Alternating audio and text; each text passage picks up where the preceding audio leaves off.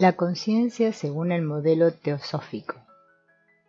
La teosofía tiene su origen contemporáneo en los escritos de Madame Blavatsky, la que fundó esta corriente de pensamiento, que fue enriquecida por los estudios de Annie Besant y Leadbeater, entre otros. Según la teosofía poseemos diferentes cuerpos, cada uno de los cuales está asociado con un nivel de la conciencia. Estos cuerpos son 7 en número. 1. El físico, 2. El etérico, 3. El astral, 4. El mental, 5. El espiritual, 6. El cósmico y 7. El nirvánico. De acuerdo con Rajneesh, Psicología de lo Esotérico, Cuatro Vientos, Editorial Chile, no solamente la conciencia es diferente en cada uno de los cuerpos, sino también la cualidad y los contenidos de los sueños. La conciencia variará dependiendo de la identificación del observador con alguno u otro de los cuerpos.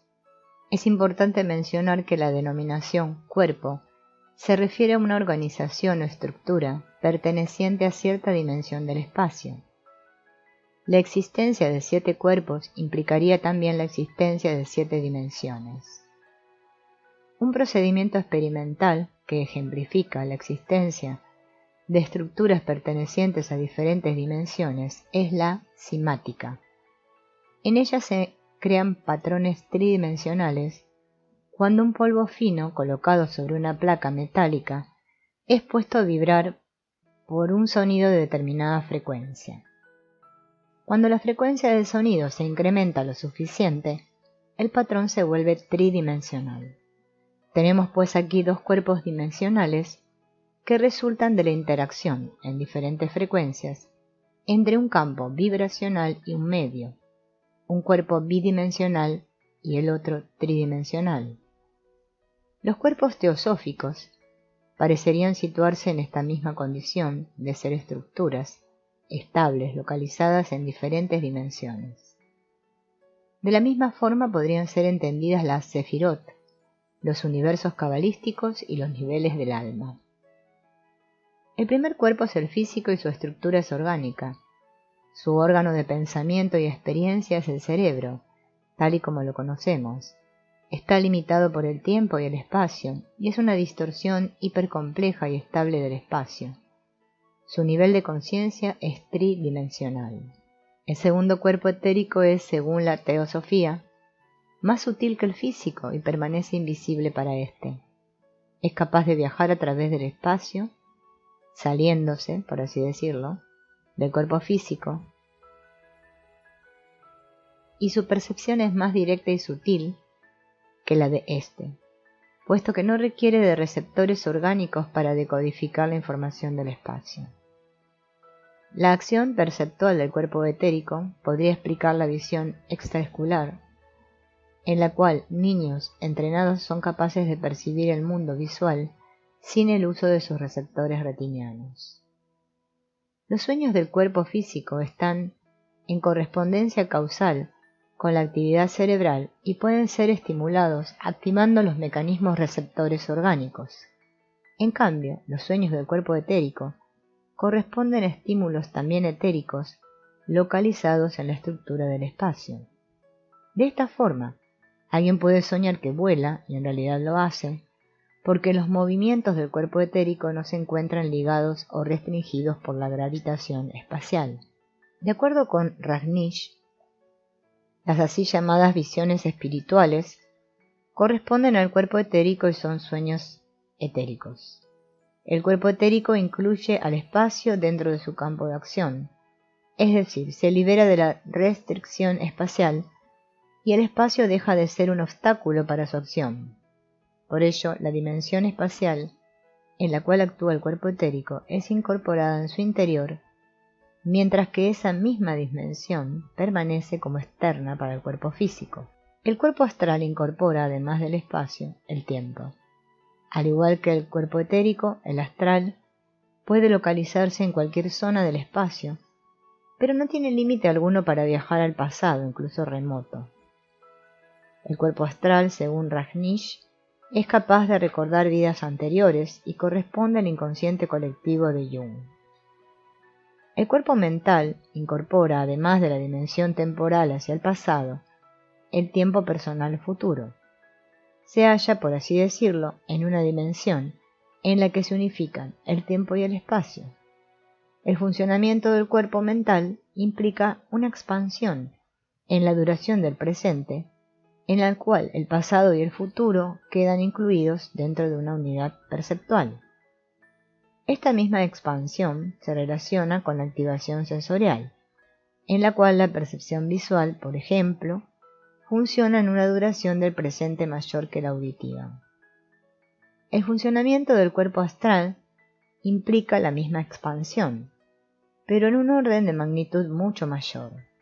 El cuerpo mental sigue siendo un cuerpo individual, en cambio el cuerpo espiritual es transpersonal. Las experiencias del cuerpo espiritual son compartidas por todos los que lo viven. Es un cuerpo de la especie y no de un individuo en particular. El cuerpo cósmico es el preámbulo a la conciencia de unidad. Este cuerpo trasciende el espacio, el tiempo, la individualidad y la dicotomía consciente-inconsciente. Desde la perspectiva del cuerpo cósmico, todo posee conciencia. El cuerpo nirvánico no puede describirse, pues en él ya no existe el lenguaje. Equivale a la conciencia de unidad. Lo común de todas estas aproximaciones al estudio de los niveles de la conciencia es que estos dependen de la percepción del observador y ésta del territorio con el cual se identifica. En la realidad, la conciencia es una y no se encuentra dividida, porque toda experiencia se encuentra matizada por ella. Sin embargo, la misma cualidad de la conciencia se presenta a la experiencia y a la percepción como constituida por diferentes comportamientos. Cada escuela que intenta analizar estos comportamientos o niveles tiene una particular visión de los mismos. El modelo chamánico. El modelo chamánico es bifactorial, es decir, considera la existencia de dos niveles generales de la conciencia. Algunos chamanes denominan a estos dos reinos el mundo visible y el mundo invisible. Otros chamanes los llaman el tonal y el nahual. El mundo visible equivale al tonal y se refiere al nivel de la conciencia cotidiana.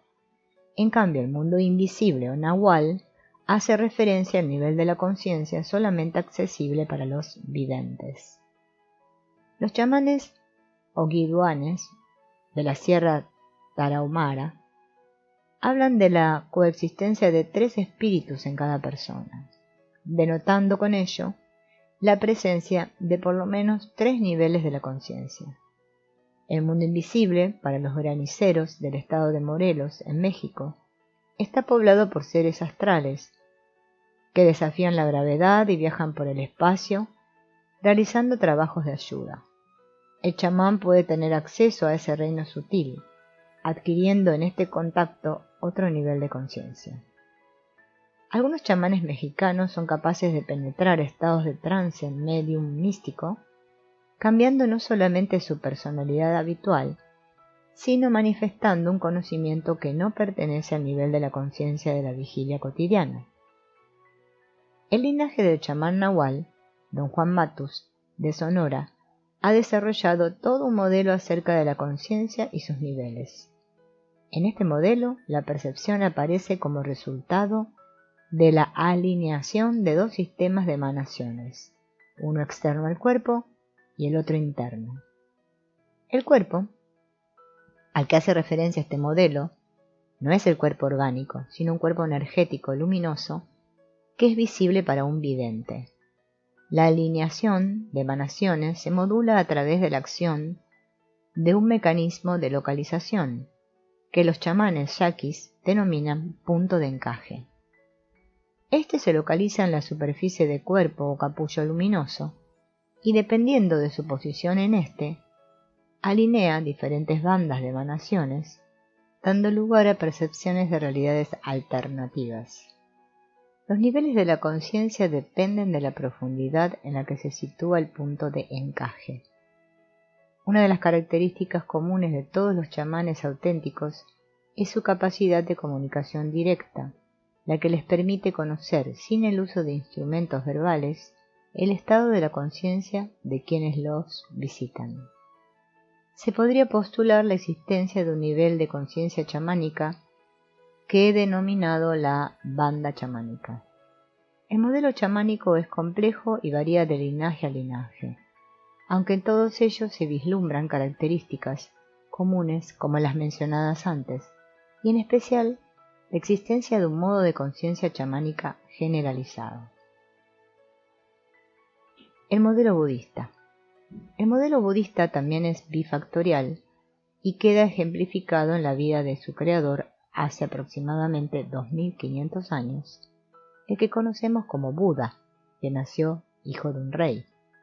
Su infancia la vivió aislado dentro del palacio de su padre y rodeado de todas las comodidades. Nunca conoció la enfermedad, la vejez ni la pobreza. Un día decidió salir de los jardines imperiales y por primera vez tuvo contacto con el pueblo. Asombrado y dolido, se dio cuenta de la existencia de la invalidez y el pesar. Abandonó su vida aristócrata y durante años se sometió a múltiples enseñanzas con el objeto de lograr su propia iluminación. Desesperado, porque ni el ascetismo, ni las prácticas religiosas, ni las técnicas de control lo ayudaban, se sentó debajo de un árbol a meditar con la resolución de morir o llegar a iluminarse. Después de varios días y al ver una estrella alcanzó lo que deseaba.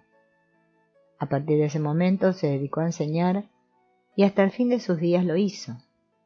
Su mente era de una claridad prístina y a través de cientos de discursos impartidos a miles de discípulos logró crear todo un movimiento de regeneración espiritual, el cual todavía inspira y guía a millones de personas. Buda era un maestro verdadero y como tal enseñaba a cada quien según sus necesidades y sus niveles de entendimiento. Sus alumnos más avanzados crearon sus propias escuelas y linajes, tratando de conservar intacta y sin desviaciones la enseñanza original. Pero, como a cada discípulo Buda le impartió un método individualizado, estas escuelas difieren entre sí, aunque todas conservan la misma dirección. Por ejemplo, existen por lo menos 3 escuelas de Vipassana, todas utilizan la observación como técnica de desarrollo, pero cada una en diferentes áreas y contenidos. Observación de las sensaciones corporales, de las emociones y pensamientos y del entorno. Las 3 afirman ser las depositarias de la enseñanza original de Buda y consideran a las otras como alejadas de la misma, cuando en realidad todas son la enseñanza original. La bifactorialidad del modelo budista es la misma que vivió Buda. Sus 2 estados de conciencia son la conciencia cotidiana, previa a la iluminación, y la conciencia iluminada. El nivel de conciencia cotidiana es aquel en el cual existe una identificación con contenidos emocionales, corporales o con las fluctuaciones mentales. El nivel de la conciencia iluminada trasciende las identificaciones fluctuantes y temporales y coloca al adepto en un estado de contacto con la realidad del yo puro. En ese estado el placer y el dolor son vistos desde la misma perspectiva y no existen apegos ni sufrimientos mentales. El ser humano iluminado se libera y alcanza su verdadera identidad como la realidad misma y total. Buda describió una gran cantidad de estados de la conciencia y sus análisis acerca de las condiciones mentales y sus vicisitudes no han podido ser superados. Actualmente existen muchas diferentes escuelas de budismo, las que utilizan un amplio repertorio de técnicas de meditación, pero todas ellas se pueden situar dentro de 3 corrientes principales: el Hinayana, el Mahayana y el Vajrayana. El Hinayana considera que la iluminación es individual y depende de un trabajo personal aislado en soledad. El Mahayana también considera que la iluminación es individual, pero esta no se puede lograr a menos que todos la alcancen. El budista mahayámico ayuda a los demás a lograr la iluminación, aún posponiendo la suya propia. Su aproximación es más congruente con la conciencia de unidad y con el desarrollo del amor y la comprensión universales. El Vajrayana utiliza la energía de las emociones como vehículo para lograr la iluminación. Uno de los discursos principales de Buda, el Maha Satipatthana, ejemplifica el método de este iluminado.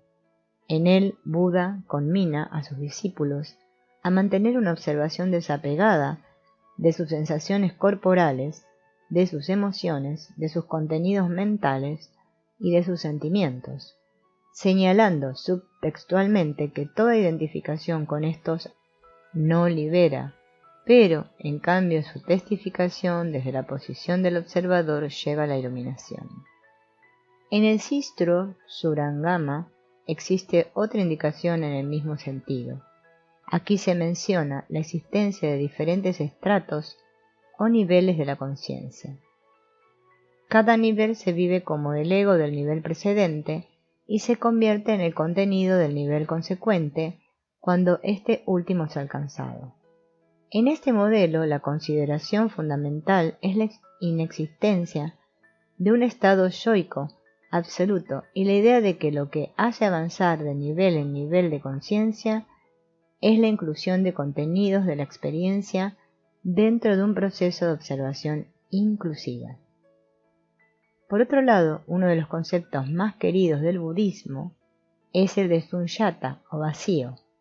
Se entiende por sunyata la idea de que ni los objetos ni el yo poseen existencia absoluta e independiente.